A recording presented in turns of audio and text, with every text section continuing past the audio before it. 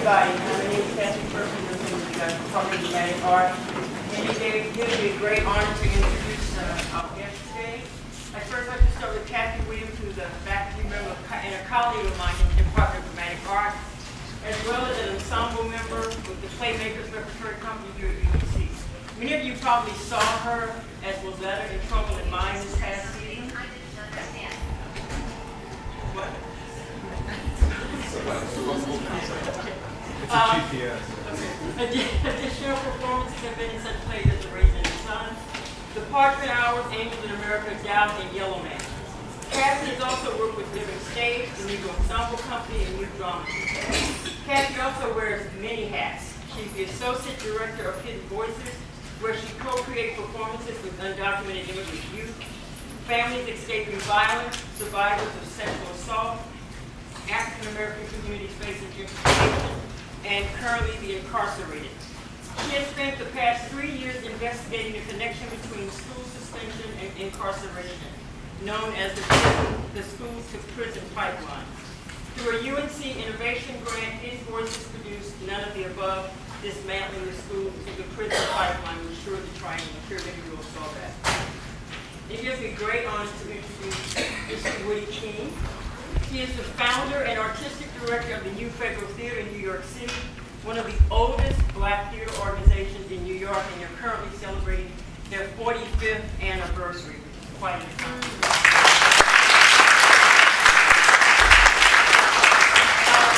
New Federal Theater has developed, mentored, and produced such prominent artists as Morgan Freeman, Denzel Washington, Felicia Rashad, Samuel L. Jackson, Lawrence Fishburne, the late Ruby Dee, to name a few, in addition to a current generation of young talent. He produced For Color Girls by Ntozake Shange, and he also helped launch the career of other playwrights, such as David Henry Wong, who became the first Asian American playwright on Broadway with M. Butterfly. So obviously he's opened the doors for other artists to come. Mr. King is also a director, playwright, and author of numerous groundbreaking books on Black theater. He was a longtime friend and confidant of Amiri Baraka and directed both traditional and non-traditional interpretations of his work. This past season in New York, he directed 2 of Baraka's plays, The Dutchman, which I saw was an amazing production, and most recently his last play, The Most Dangerous Man in America, about W.B. Du Bois. King has been the recipient of numerous awards, too many to list, including the NAACP Image Award, Adelco Awards, and Obie Awards for Sustained Achievement. And in 2011, he was inducted into the American Theater Hall of Fame. On a personal note, I would like to say that Mr. King has not only opened doors for Black actors, playwrights, and directors, but for those of us who work behind the scenes in design and management. I owe a great deal of my career to Mr. King because the very first show I designed lighting for off Broadway was a production with Mr. King. So I thank you, and many people thank him. We call him the King of Black theater. So.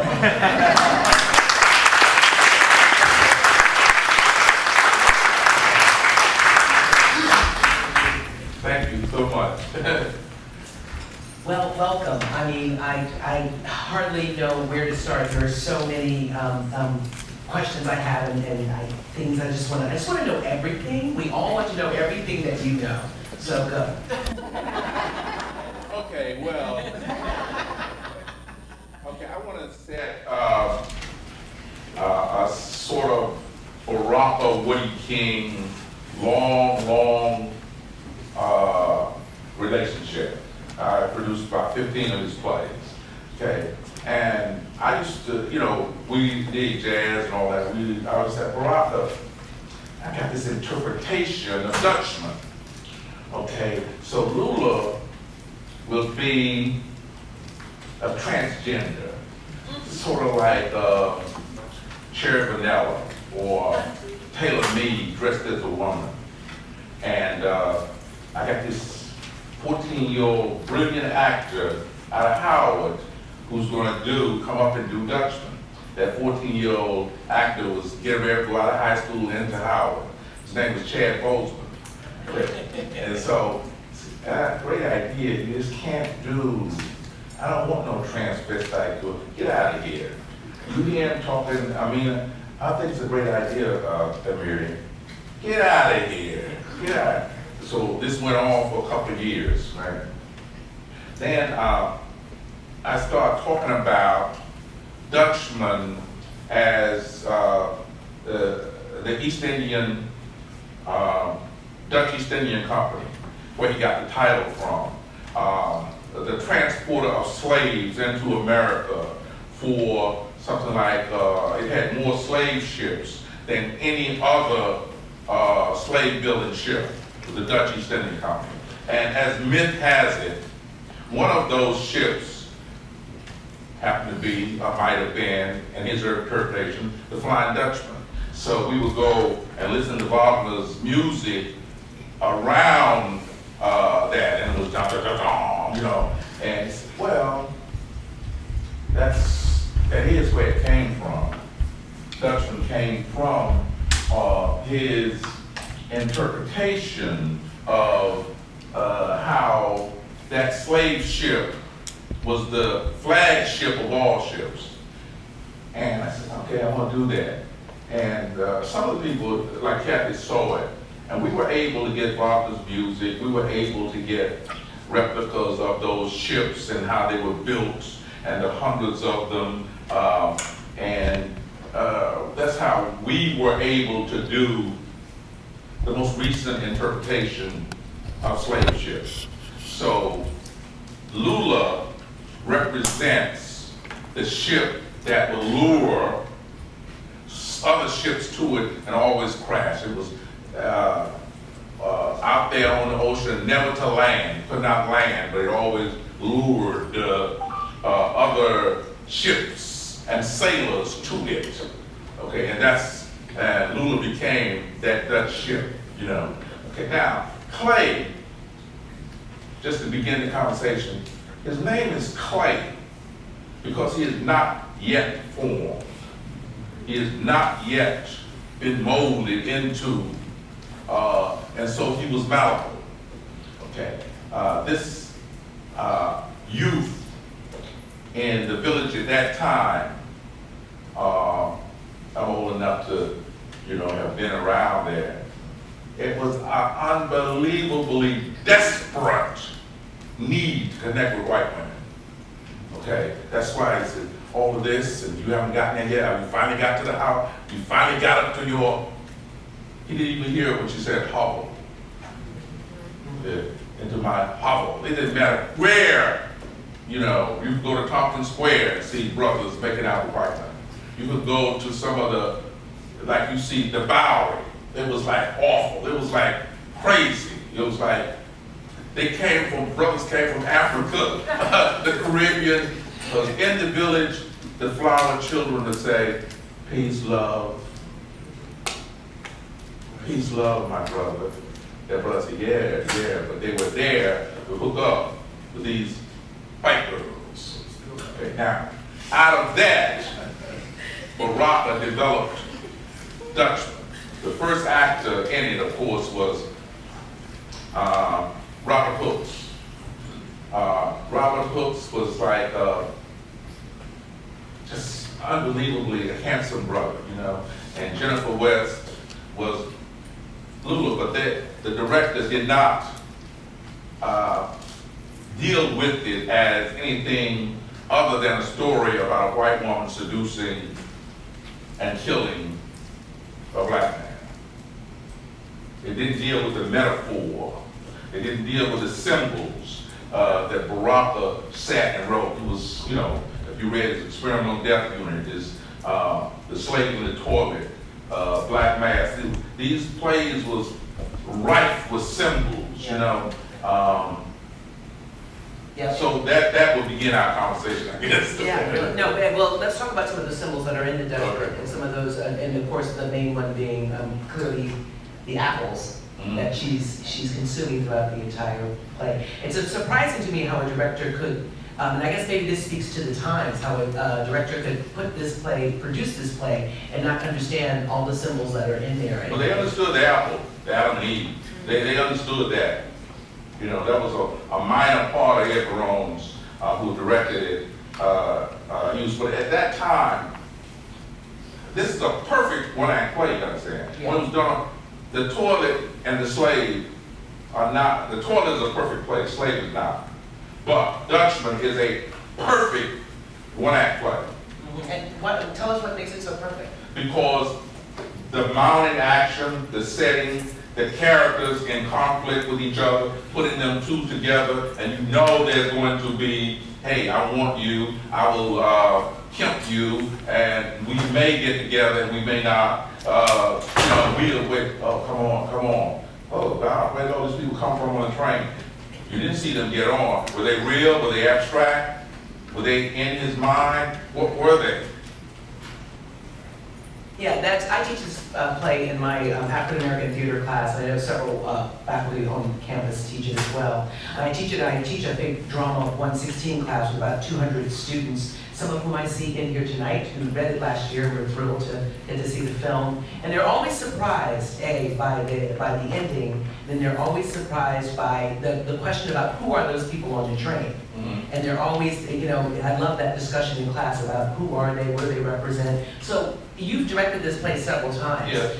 What do you see those characters that appear on the train in the scene? And also talk about the characters at the end of it, like the young man, but also the conductor is also one who's always kind of stood out. Okay, well, the conductor is, Amiri Baraka always had these Uncle Tom characters that he did not like, but he always had to have them in there. And that character could see other people murdered. He didn't, it was a job for him. This conductor, this moving back and forth, hey sister, how you doing? And he came right towards us and out.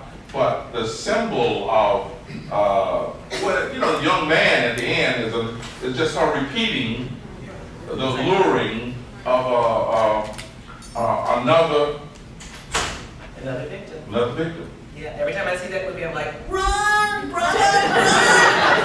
Get off the train! You saw she wrote down at the play, that's just another one she can scratch off the list. Mm-hmm. And it's hundreds of them. You said turn the page, and then write the name. That means that all the other pages were full. Yeah, exactly. And she says, you do anything to keep me alive. She's not alive. She just, she's not alive. Your hands are cold as ice.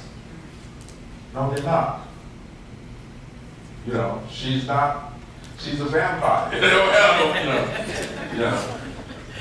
She's a ghost, she's a vampire. I love that shot in the film where the lady's devil is behind on the wall. Yeah, first law, that was real, Yes. So, thematically, what is, we can talk, every time I talk about the play, there's so many themes that come from it, but because you knew Baraka, what was he saying? What, in your conversations with him, what was the theme, the message he was trying to give to us? Okay, well, Dutchman was playing off Broadway, and I was seeing it 2 or 3 times, and one night, he said, we went down Lower Broadway near Francis Tavern, and there were a little sign, I think it was on Water Street, actually where the Dutch East India Company had headquarters. They had headquarters in New York City, and they had partnered with Henry Hudson, who, that's what the Hudson River is named after him. They had to have these waterways in order to transport and moor their ships. So I said, wow, the Dutch East India Company. I said, oh my God, this train is on the ground. It's heat, if you read it, it's heaped in myth. Somewhere Baraka said, it is steeped in myth or heaped in myth. Mm-hmm. So underground is the slave, where the slaves were on the ships coming to America. And it was slow. It was a slow journey. This train is slow. I didn't see them. Where did all these other slaves get on? These all, and I think when I get it, the other people were ghosts, because Baraka called, you don't know, white people ghosts. The ghosts got the dope. Black Angel's Mask, the story of Mantan Warland. That's one of just a stunning poem. So there's that moment in the play and in the film where after Clay has his explosion, his rage just comes out. And I love that last moment when he talks about knowledge and waking up, and he says, don't tell us too much. Don't tell that. Don't tell these niggas too much. Yeah. Because eventually they're gonna believe you, and once they become you, they're gonna kill you.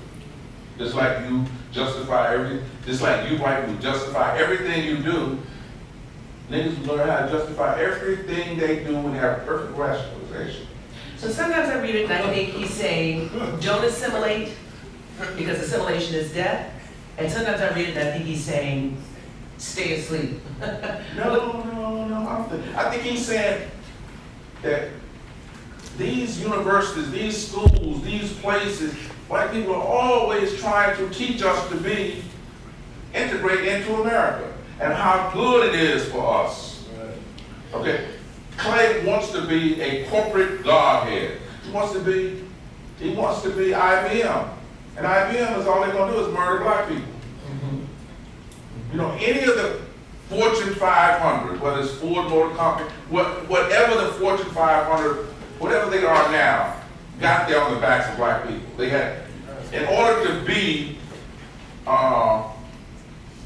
the president of a big white university, you gotta do a lot of shit to a lot of black students.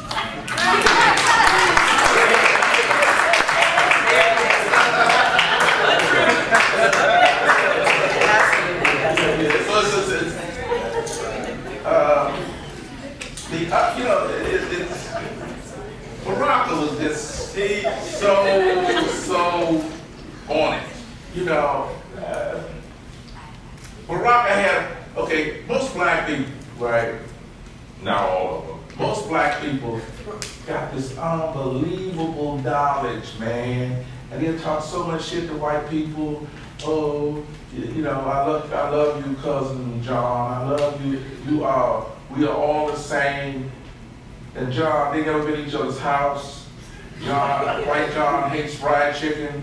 He hates chitlins. He hates this. And black guy, I love the filter fish, but when he gets there, he's not gonna eat it. He's gonna get outside and spit it out, So they don't reveal each one's knowledge. Play is deeply rooted into music, blackness. You cannot avoid it. I tell you, you could be where there's no black people. You could say you at a party.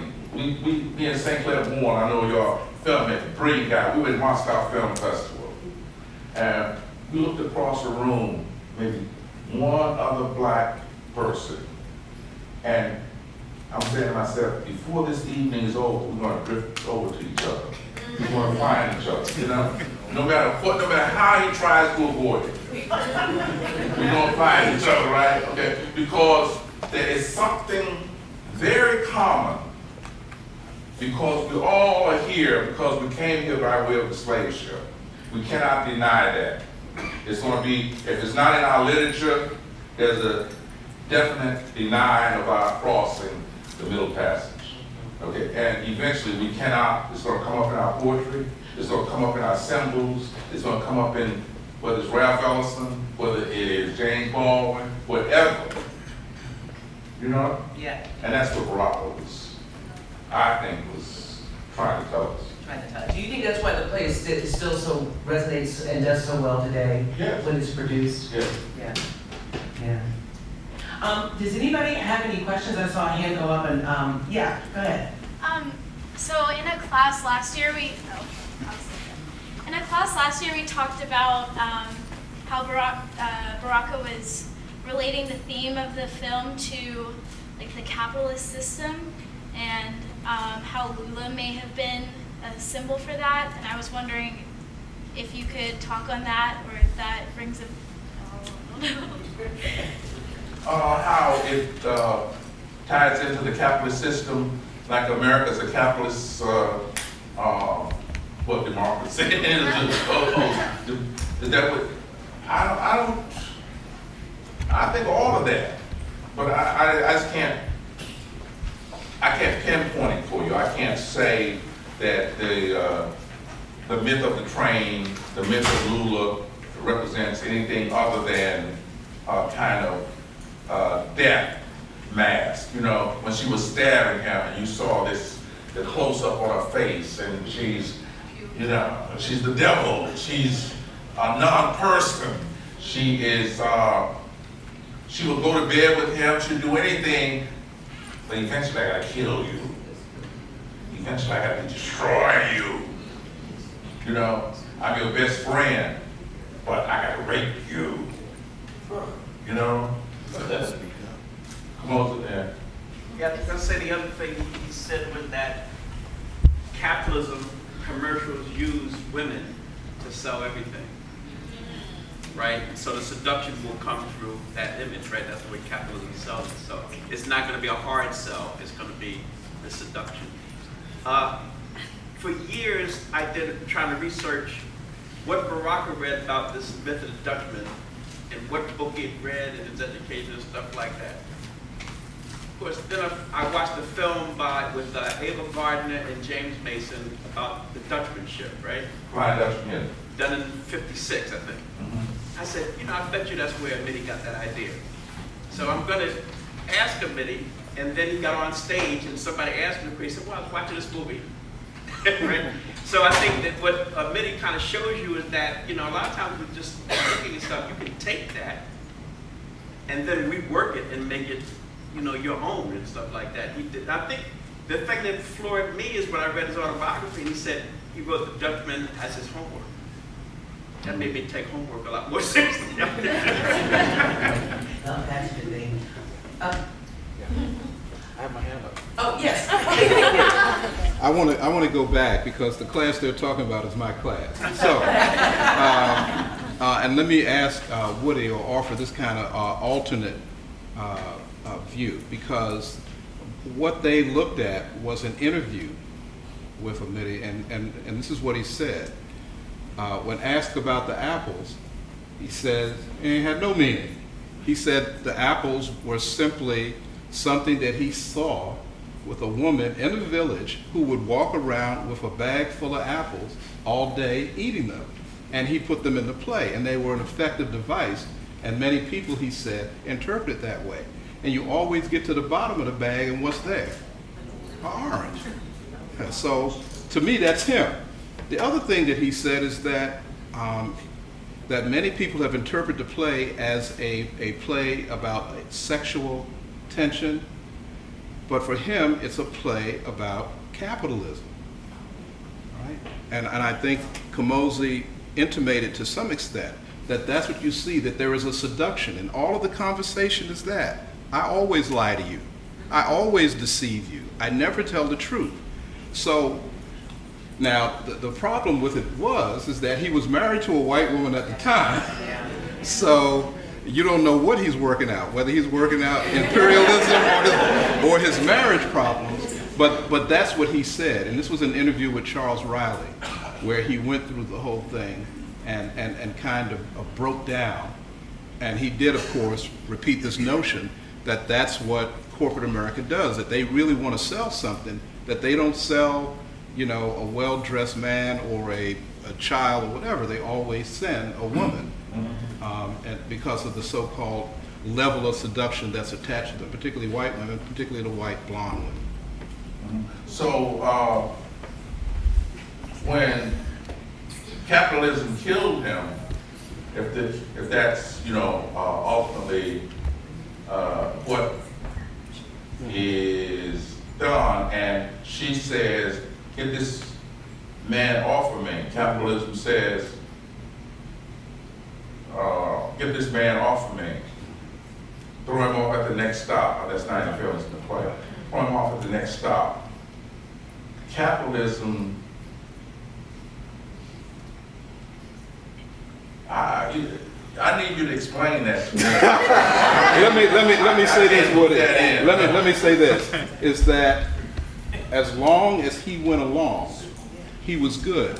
The moment he spoke for himself, the moment he came into an understanding of what was happening, is when he was killed.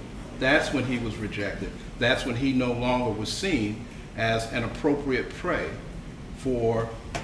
So, remember, this is a person who went to Howard and rejected Howard because in his mind, Howard was trying to do what? Howard was trying to turn him into, another cog in the machine and whatever. So, as you know, throughout his life, he had this issue with the middle class, who he criticized deeply on all occasions, every day, all the time. And he also felt that these people were complicit. So what you saw with Clay was someone who was being tempted, right? And at a point, determined, when it was time to really claim his manhood, he did so, and it killed him. And that's what he argues capitalism does, that it will exact revenge on you if you turn your back, if you don't take or drink the Kool-Aid, whatever you want to say. Okay, there are in the theater. And I'm turning it back over to you. Okay, okay. No, I like this. I like Yeah. this because there are safe definitions. Okay, it's almost like I can get a script from Hollywood. It's got to be safe if it's black. You can't accuse Hollywood because the one wrote it thinks they'll never work again. If the actors in it, they think they'll never work again. So it is a safe definition of who we are as African Americans. Okay. Now, if we go beyond, Lula is standing on waiting for the train. She sees him and gets on the train. Now, I need your help in tying capitalism into seeing black man. Is it seeing black man giving him a job but never letting him get beyond a vice president and that glass ceiling? Or is it the same with women? So women can get a job at X number of companies, but they're never going to make more than $125,000, $150,000. Well, speaking of consumption, right, Yeah. of human beings, Yeah. right? I mean, in a sense, you can see because she just devours him, and we know she's going to devour another man following. Yeah. I saw the play when it first came out. That's not the reading that we had as young black men in the 1960s. The way you read that was that even the most middle-class black man, Clay, deep inside hates white people. Right. And if you push me, they'll come out. But if it comes out outside of a movement as an individual, they will kill you. Right? So it's a warning as the black middle class is moving into the civil rights movement. Or if you're going to move into corporate America, stay cool. Stay cool. Right? Because if you open yourself up, you'll reveal yourself and you will die. And she's stripping those pages because that's every single black man. There's not a black man in America, however middle class, that doesn't go home because white folks. Right? Your old Uncle Tom, uncle, when he gets drunk because it's white folks. Everybody knows that. He doesn't do it downtown. So the point is, as you're moving, right? This is the way I read it. I read it as, okay, as you're moving up against the system, hold yourself back because if you open up too much, they will kill you. And Lula represents the kind of, the kind of signpost that somewhere along the way they're going to try to pull you out. Right? It might be a woman, it might be money, it might be something else. But she talks about money too. She talks about where it came from, where it lives. So watch sort of kind of warning signs. Yeah, she looks innocent. She's eating an apple. That's kind of hope. Right? She will kill you. Right? Come to my house and have tea and sit down and talk about, your future. They will kill you. Right? And don't tell them what you really think because they will kill you. Right? So you read it as a cautionary tale and not as some kind of great metaphor about, capitalism. It's about how you as an individual black man moves into a world where racial conflict is coming on and how do you handle it? Like, don't get out there too far because these people will kill you. And then they repeat themselves, you know, because as soon as he's there, and he's strong, as you see the play, they literally just throw him out. Just throw him off the And train. then the other brother gets on, and then Lula comes back around again, and you sit there saying, oh, crap, I hope this brother stays cool as they play, because they're going to put him too. You know, but then you see he falls, so they say, okay, go. But that is a warning.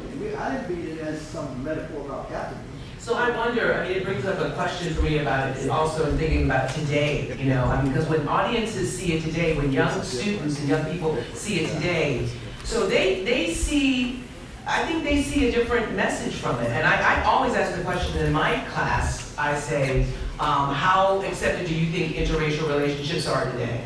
And it's always a very interesting poll to sort of take, and who votes that they're okay, and who votes that they're not. A lot of times the black men in my class, they're the ones who raise their hands, and the black women are the ones who are like, no, it's still fraught with problems. But they look at it very much from a lot of different points, but I think that's maybe the time.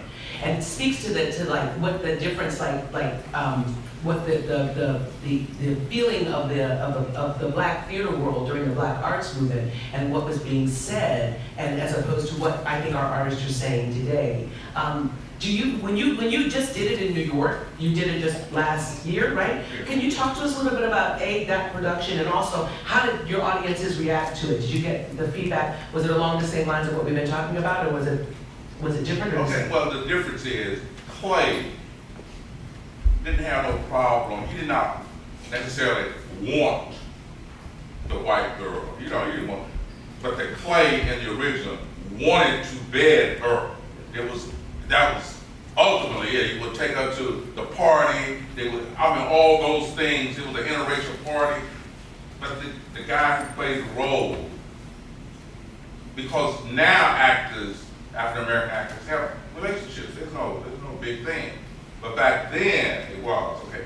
I had an African American woman in mask, and really she was masked, but she could say those words like nigga this and nigga. The white girls I had, they would call them a nigga in rehearsal. They'll apologize. I'm sorry. You know, it's like a different. Well, I can't say that word. Could we change that? You know, that's to now. The graduate, the white girl that was so brilliant in our audition, she couldn't say black nigga, your mammy. Yes, your nappy-headed mammy. She just couldn't say it. So how did that work, having an actress of color in a mask? And a lot of people had never seen the play. They thought that's the way you wrote it. But she was absolutely amazing.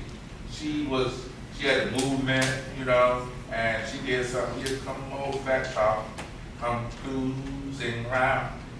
He got toe jam. He go the zoos, and she was all over him because she didn't have those inhibitions. She could act it because she was black, and she didn't, you know. See, that would add a whole other layer to the play. That's really fascinating. I love that a black woman playing a white woman seducing a black man. Yeah. Oh Lord, that's. She had a mask on, yeah. but she was white. That mask was, you know, with them granny white women. Wow, that's very. And the blonde wig that she was, and what Ryan who played it, she could do things with her. Shorty Knight did it too, but she could do things with her hair. You know, it became something that, you know, and she would throw it all over him, you know, all in his face, you know. Well, it's interesting because we talk about in the play the mask that Clay wears. I mean, you know, the mask that he wears as a middle-class black man, and then you add the actual mask with the actress. That must have been really Clay is not a fascinating. man yet. He's not yet formed. Yeah. He is not yet formed. He is forming. Mm-hmm. You know, he knows Baudelaire, but he doesn't know Sterling Brown. He doesn't know a lot of. He's forming. He is trying to get there. Right. Yes. Question, and then I'll take more questions. Yeah. Well, I was going to say that another way to think about it too might be to Can you stand up? Jeff? Sure. To think about it, is ask yourself, who are these? I mean, Clay and Lula. Again, I think it's hard to imagine it now, although you can do it, but in the context of the time, because in a certain level, yeah, he's in formation. He may not know Sterling Brown, but they don't appear to be, if you could say something like this, everyday Americans. I mean, in other words, he's on his way to a party in the village, interracial party in the village. He's sitting there on the subway reading what looks like in a suit, reading the New York Review of Books. He's got, I don't know, books from Evergreen Press, kind of dense little things. He's the kind of guy, she's probably right, who reads Chinese poetry and drinks cold tea. In other words, he's a would-be bohemian. She is also a bohemian, the counterculture. She doesn't, it's hard now to put it this way, because we might actually have students who kind of dress a little like now, who are just regular folk. Kind of like she did. I just was watching a student with sunglasses like this the other day and thinking about it. But you put it in the context of the early 1960s, her hair, her not just her crazy demeanor, but just her whole thing. This note and describing this whole scene in the Lower East Side in Greenwich Village, like she's been there many times. She's also of bohemian. So what I'm saying about this is you could think of this as a kind of transit. I mean, he said it, and I think it's true, but really it's about transition to black arts, because Bohemia, and Baraka lived it, was one, in some ways one of the very few places in the United States, say at that moment, very segregated place, tail end of Jim Crow, in which black and white people, at least allegedly, could meet intellectually, artistically, and sexually on the level of equality. And then what happened for the young black intellectual is that he, would be artist in formation, like you say, it turns out not to be this zone that's somehow outside of America, like the idea that the East Village, Lower East Side, and Greenwich Village, North Beach, where pick our bohemian spot is outside of there, it turns out to be actually America. So that means then that for somebody like Clay, if he were to survive, or the next guy, if they were to survive. They're not going to survive. Well, they're not going to survive if they stay there. They got to do something else. What is something else? Black Arts Repertory Theater School, perhaps. Or Ted Jones went to Concept East Theater. Ted Jones went to Timbuktu, Algeria. Right, but in other words, it's sort of like that moment which is often juxtaposed in A Raising the Sun, where Walter talks about his dad beating somebody to death, and really what he's doing, we're calling him almost beating someone to death for calling him a name, and Walter's saying, look, it's sort of a ballad in the bullet moment. It's, I think, been a little distorted. But one of the things I guess what I'm saying is that I'm saying, okay, I'll just leave it, and then you. No, I just want to say, she calls him a black nigger. He don't do nothing. Okay? Right. She calls him a Tom. She calls him all kind of names. He don't do anything because he would rather be inside of his 3-button suit and play. Okay, I always have this story about O.J. Simpson. Okay? O.J. Simpson loved white women. Okay? O.J. Simpson loved white women. They loved him, but they wanted a noble savage. Now, when they said, wait, this guy's not a noble savage, he's just like a white guy. Wait a minute, what? I could go out with a white guy and get what I'm getting from you, OJ. And then he became a noble savage. You understand? Yeah. Okay, so that's what I think about when I deal with Clay. Okay? I'm going to be the best, I want to be whiter than the white guy. wait a minute, Lula wants a nigga. She wants a noble savage. Okay? So those are the images that happened in 1963, 64, 65, right? The March on Washington, you know, the Kennedy assassination. Everybody said, wait a minute, if I don't do what I want to do now, I mean, what, the Watts riot, you know, all the money thrown into the Real Great Society. And, you know, the United States was changing. They had not signed no Civil Rights Act of 65. This is all pre that. Right. Okay, so if you say Baraka is going to break with his wife and move to Harlem and start the Black Arts Repertory Theater. Starting the Black Arts Repertory in Harlem, you had henchmen, you had niggas with guns, you had Baraka get slapped around by crazy brothers, gun put to his head. So he said, wait a minute, I get the fuck out of here, I'm gonna go back to Newark. That's later. What I'm saying is that he comes to the conclusion that things are untenable. That, in other words, he's dead. So something has to happen. But what's going to happen is not known yet. But I'm just saying. Oh, you brought up, yeah, okay. So I'm saying it's transitional like okay, that. you're absolutely right. Let's take some other questions. Okay. You read it. Kathy, can you take them in order? Yes, I'm gonna go here, here, and then back there, All right. okay? And I'm going to be quick. Just a small observation, getting back to capitalism. That train went around. The only station that you noticed was Astor Place. John Jacob Astor, the biggest robber baron in history. So I just don't know if that has any meaning. It seemed like the train made a full circle. I'm from New York, so I know it was Astor. But you know, in the play, it don't say Astor Place. Yeah, I know. And as you guys said, also the film was shot in England. For some reason that was, I think some, yeah. So for some reason that was there. I'm sure the director said, whoa, this is a great symbol. Yeah. So he's exactly what you were talking about. Right here, go ahead.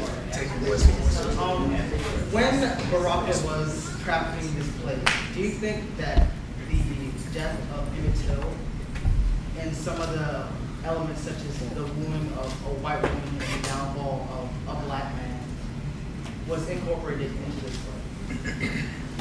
I don't think so, but the following year, Al Freeman played the lead in Blues for Mr. Charlie, and that was the Emmett Till character.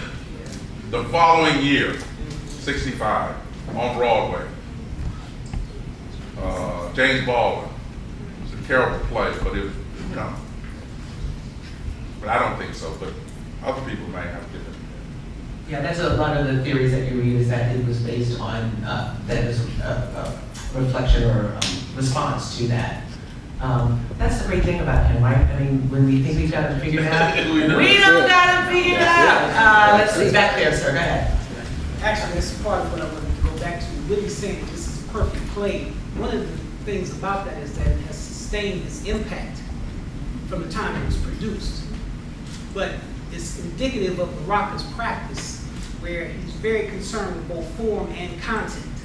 So structurally the play works, but the content, we're still debating this today. What does it mean? Because it says so much. Even if you look at the very last scene, Clay puts back on his costume, the train is moving forward, and he moves backwards and gets killed for it. So, I mean, we could have every scene you could break down like that because it's so, what you say, steeped in symbolism. Yeah. And so when you talk about a perfect one-act play, to have this much in it, to where we are having all kinds of ideas about what its meaning is, that's really the weight of Baraka in American letters. That's what he was capable of doing. Yeah, absolutely. Well, right there, sir, in the back. Yes, and my question was particular to the community elders, and I did not want to be disrespectful and not also acknowledge Sister Sonia Sanchez sitting in the front, one of my personal favorites. How do we unpack, preserve, and pass this type of content this type of aesthetic down to the next generation. Because you have a generation of young people who see themselves as totally detached from this history, from this struggle, and it's just now beginning to there's a new resurgence because of the movement for Black Lives and what we're reliving right now, 50 and 60 years back from that. But to the elders in the room, how do we pass this down? How do we give this to them? Because they're certainly not getting it in the public school system. Well, they're getting it here. I mean, this brother has, if you walk through that room of Baraka and just read the unbelievable contributions, and these students are getting this, okay? And I don't want to say because it's a black professor here, or head, this brother put this together, okay? And I don't think you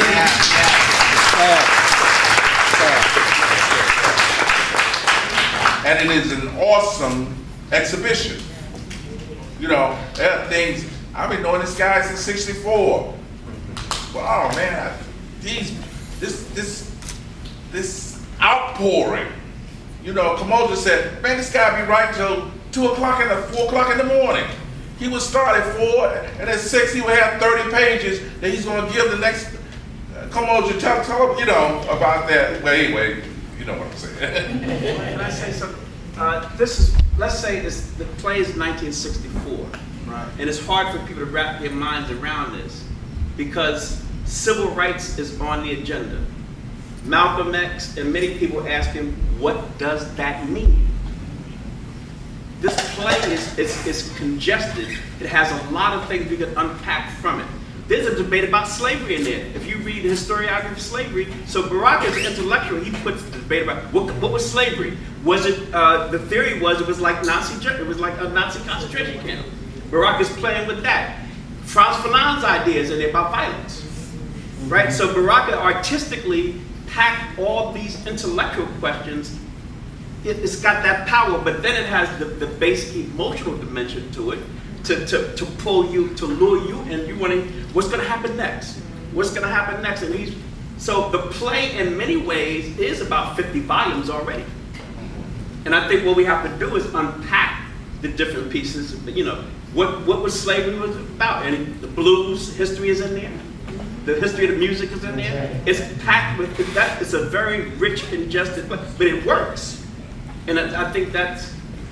It's just like souls of black folk, that there is this power that people put into the work. It's got all the intellectual dimensions, but we want to read it because it's like that poetic insight, right? It's not just boring knowledge laying there, but it's the kind of thing you want to know more about it. And I think that if we're going to teach these lessons, we have to make them compelling. The brother is saying, and rich at the same time. Yeah, I guess the brother is saying, what do we do about the young people? Get them here. These are 3 days that you can touch them. You saw the film. If you tell 3 people about the film, it's everywhere. You can get it on DVD. You can get it everywhere. They studied it in class here. So it's not, all these things are not mystery. And I'm just going to add on to that. I think let us not forget the power of theater. Yes. So yes. I want to say that, because out of this, we're talking about all these theatrical productions that were done. And as an artist and performer, one of my questions to you is going to be, so where are we today? The power of that can really teach their history. And how do we engage our audiences today the way that the audiences were engaged when this play was first done in '64? That's just a question for the play that Baraka was up against the blacks. People don't forget the blacks. The blacks was the play that Baraka was up against. That was the most revolutionary play. It wasn't Dutchman. It was the blacks. Yeah. Because in fact, you did have revolution. You did have the masking. And you did have the murder of white people. And all the times I saw it in Chicago, you got to sit down front the second act because all the white people in the audience had left after you went out there for the break for the first act. They left. Because they're killing white people on stage. Right? And that's the play he's up against. That's the other lone star in that movie that you go in the theater. And it's all black cast. All black cast. Everybody that's famous now is in the blacks. Right? And this is straight out killing white people on stage. It's a baby on Janae stage. play, yeah, This yeah. is Mayo. I have to say, I'm a little jealous. I wish, I want our theater to be like that. Was there a hand back there that I missed? Right Or here. Right here. I'm trying to sort of go around to everybody. Who? Mr. Miller? Yes. Yeah, we were talking about Baraka's early work. And you're here, I wish you could address his growth as a playwright and also the plays that you could not produce because of cost. Well, I produced 15 of his plays. Okay, cost. Getting money to do this is a different hat. Getting money to do a play is okay. I am burning. I've got to do this play. If I don't do this play, no one else is going to do it. Okay? If you don't feel that, you cannot go into a room and get $50,000. Okay. Those people who work in the theater with me, they kind of marvel that, wow, man, how'd you do this for almost 50 years? Because I don't do a play if I can't, if it's not burning, if it's not driving me. You know, Dr. Sonia Sanchez, girl, don't you give up on love. That's been burning. I know I've got to do that. Okay? Because that stays in my head. I'm from a household where the women were all over, cousins, they're all women. I got to do color girls. I've got to do black girls. You know? So, as one who, it's like, if I've got to do this, I've got to get a person. If I'm going to do Sonia Sanchez's short play into a film, she knows I've just been burning. It's driving me crazy. Okay? The person I go to, I know he got the money. Okay? But who can you get to do it? Who can you get to do it? I can get Ruby D. Oh, let's do it. Ruby D gets sick and dies. I can get Cecily. No, Woodie, I don't know. But it's always that, you know what I mean? So you're selling the play and you are selling your belief in this. This has got to be done, you know, like anything else. Nowadays, people come to me, Mr. King, will you do this play? Oh, why? I just think it'll work, man. I just think there's nothing burning. You know, like in the day, you wrote a short story. I send some. Listen to the wind blow. I've got to write it. I know she's gonna do it. Okay? If it's like anything else, you know. Denzel Washington is gonna do Malcolm X in When Chickens Come Home to Roost. I will go around to 25, 30 people. This young actor, man. And eventually they'll believe it. Chad Boseman, eventually they're gonna believe it. You know what I'm saying? They ain't gonna believe in it. If you don't have any money, they're not gonna believe it. Or they're not gonna trust. They're not gonna trust Woodie King with $5 million to do a picture. It's not gonna happen. They're not gonna trust me with doing a play on Broadway. I can get Diana Ross. Oh, well, I know she'll work for you because it's black. You gotta get her for minimum. Hey, no, man, she makes $5 million a picture. Oh, no, we can't. But now, white guy, yeah, give him $20 million. You know what I mean? So it's a different arena we're in. So, if I believe in Boy and Tars and Meet Again in a Clearing, or Sidney Poet Heroic, or The Toilet, or his last play, The Most Dangerous Man in America.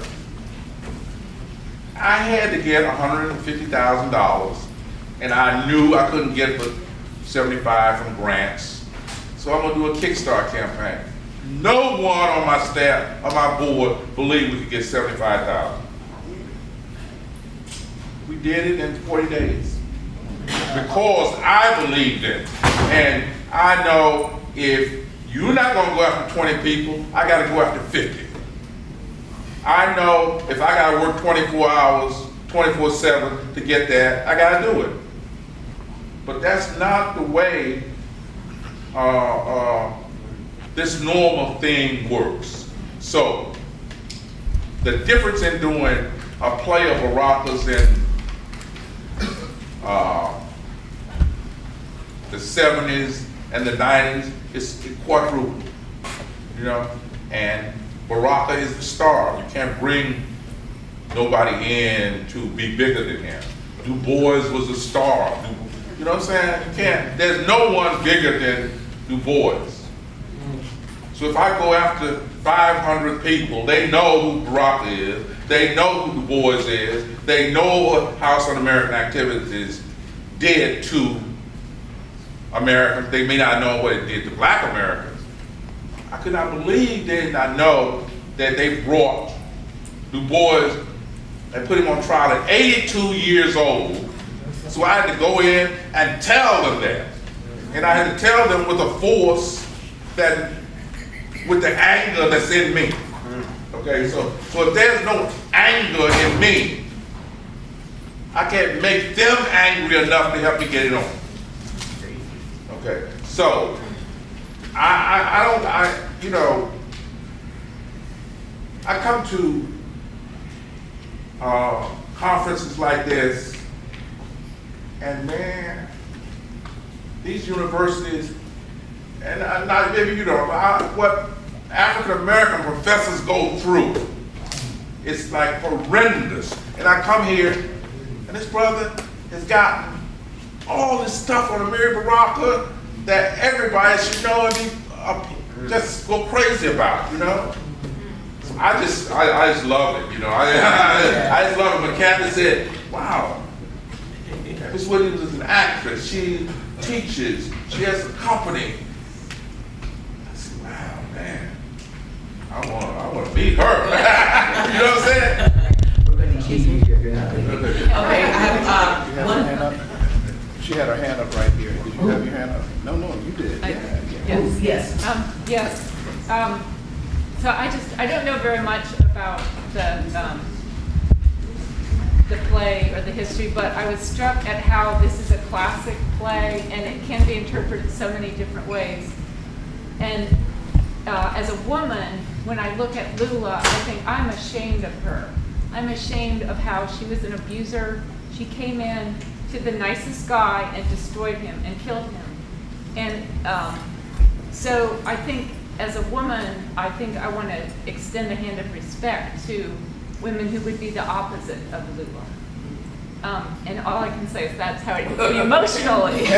So that is what I wanted to share. But I think because it's a classic play, Lula could be interpreted as drugs, for example, who's going to seduce a good man and destroy him, or any number of things.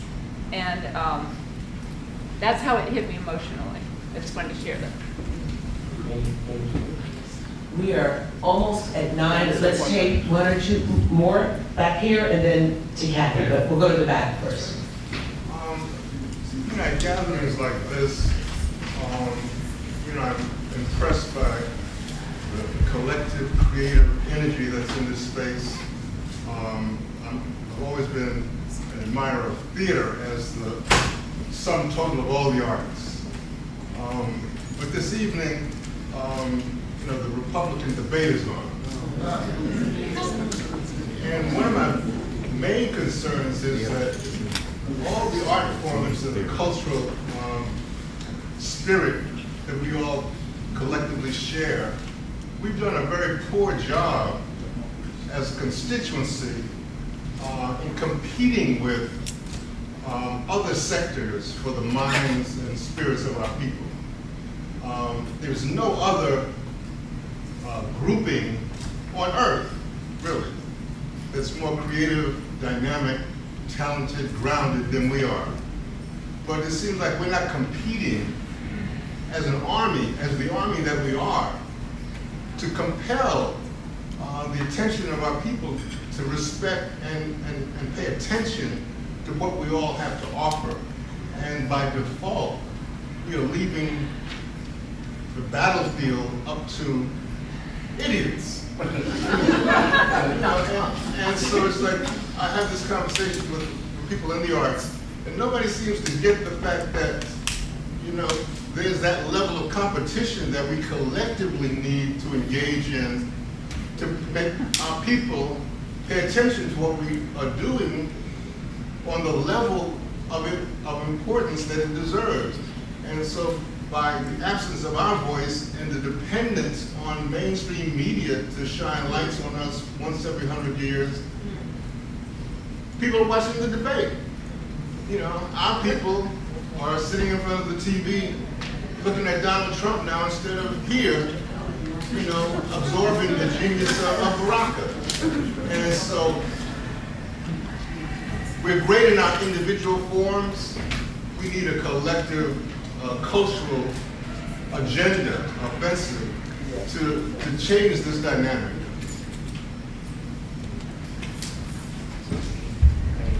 Thank you. I just want to say that when I teach the play, for me the play resonates. I teach the play in my class, and for me, like we talk about, there's so many layers to this play.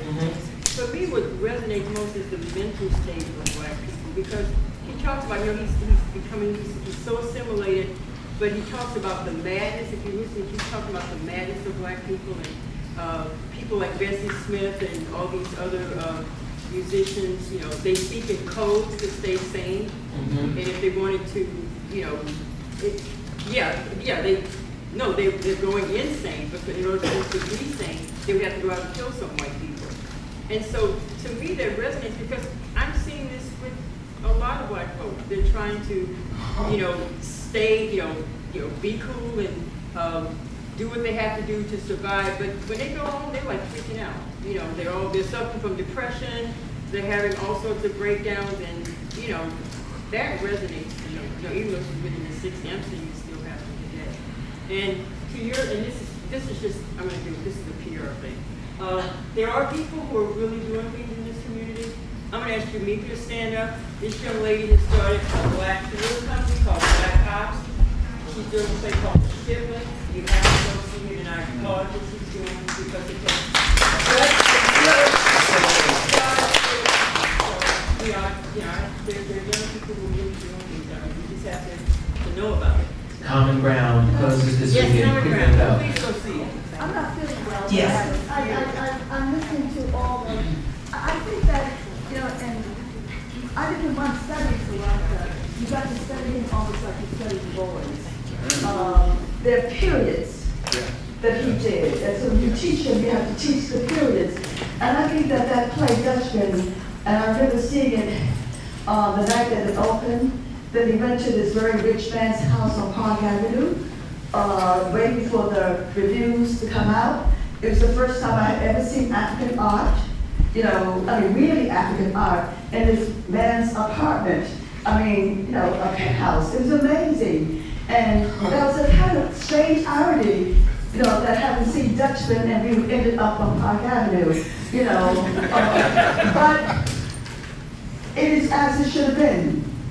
Because you're dealing with intellect, and even in the midst of all of his intellect, he wrote what he wrote, and I think it should be read in my head as the end of a period for Baraka. Dutchman was the end of a period where he had invested a great deal in interracial relationships, in being brightly bright, in reading the right literature that would then make him be a great writer. So one sees that end there. So on some levels, it is a cautionary tale for people saying, you better learn from this, because, I had to learn from this. And this is a story for you. And so someone asked the question about young people. I mean, hey, you know, even coming here won't change them. Come on, because they look at you as old heads, whatever, etc. You know, not as old as I, but old heads, okay? But how one does do it is that we pull from what he was saying out of that play, and then we give it back, whatever. You know, quite often, I used to go and observe the younger professors teaching, and I had to write them up. And one woman there was teaching Frederick Douglass, you know, narrative of Frederick Douglass. And she never talked about the slave master. I don't know how you teach it, but she didn't. And I'm sitting there waiting for it. And I said to her afterwards, you know, because I had to, you know, write this up, whatever. I said, why didn't you, in a sense, discuss him? She said, well, I didn't want to antagonize the white students in this class. No, this is her business. This is a woman who has been trained by other people. And she's teaching the narrative of Frederick Douglass, my dear brother, my dear sister, and my brothers and sisters. And she couldn't bring herself to say anything negative about any of the slave masters because she didn't want to antagonize the white students sitting there. I said, you're dealing with her story and history, my dear sister. You know, and you have to tell, and you're dealing with truth also too. And the thing that I think we must always remember is that if you look at his plays after Dutchman, revolution comes. You can talk about the blacks all you want to, but revolution is there, you know. And people begin to say he doesn't write as well as he used to.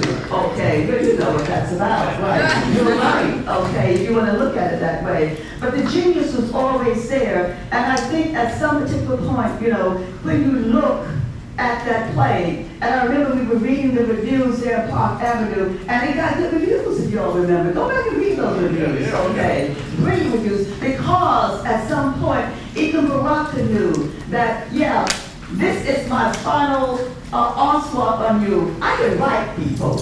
I'm a goddamn great writer. You know, even when I slay one of your own, I'm a great writer. Even when I say to you, you no longer will enslave me with your ideas, and capitalism does come in there. You know, and you know, with all these ideas that you have, I'm going to get out of it. And this play is saying to young people, you better look at this. You better get out of this mess, whatever, because it will kill you. And there are people who will go along with it. Black folks. There were black folks sitting there who went along and said, I can't get involved with that. Oh, wow, whoa, I'm going to lose my job if I get involved with that, whatever, etc. And what we truly understand in that, he's saying, this is not a play about black and white. You know, I use this white woman up here because it's very obvious for most people. You know, for most black men and black women. So I'll use her. But my story, in a real sense, is about finally, you've got to look at this country and see what it does to you. You've got to begin to understand at some point, from the moment we came out of that cabin, out of that cave, into this place called America, we have always been under attack. And how you can teach young people to, you're under attack.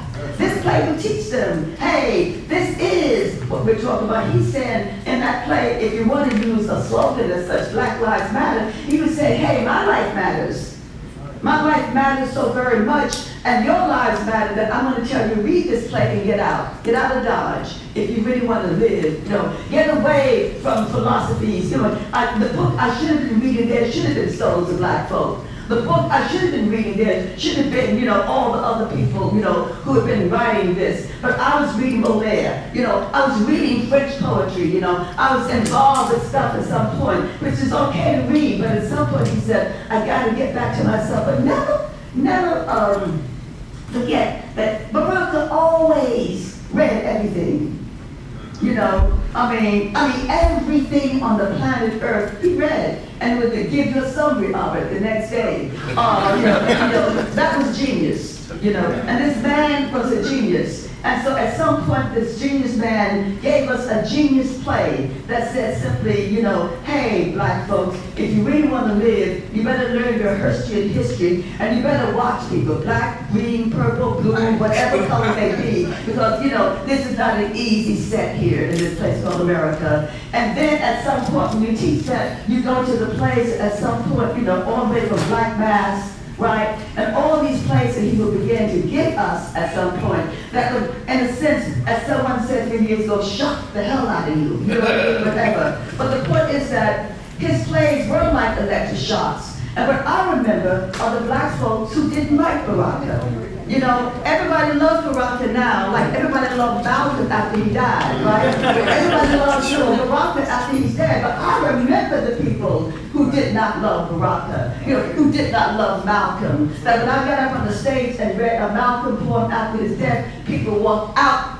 of the auditorium in a place called New York City. They did. Walked away. So that's what I'm saying at some point, you know. So if we really want to, and I believe in this, if you really want to honor a person, reread him. Mm-hmm. Read him out loud because he's a poet. But like Toni Morris is a poet, and she writes novels, she's a poet. If you want to understand her work, read her out loud. You got it, because that's she's spouting poetry, of complex poetry. Baraka is a poet. Read him aloud. Read all those plays aloud. You know, if you really want to engage your children in something beyond that, any thoughts, take some lines, from some of those plays and act them out with your children. Let them act out, most especially the ones that have used curse words. They'll love you forever. That's what you need to engage them. Because you know, my dear brother, that we were not cursors, but in order to engage America, Black America, when we got up on stage, we had to say a couple curse words. And he said, ooh, did you hear what she said? Whatever, etc. And then we didn't say none of them. But the point is that that's what Baraka did. He scared the crap out of you, and then he taught you.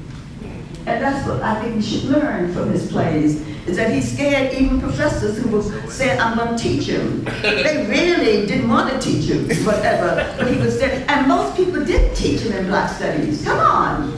Most people did not teach him in Black Studies. They taught everybody else, whatever, coming full circle. And so I'm saying, the true thing for us to do is to make sure that he is taught. That he is studied. And you can have all these different interpretations you want to, but know at some point, he was saying, goodbye to the village.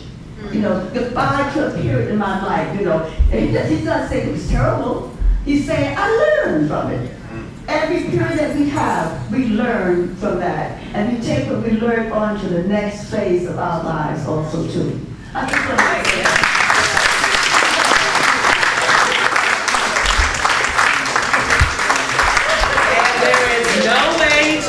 To top that. So I would like to say, what a perfect, beautiful ending. Thank you so much for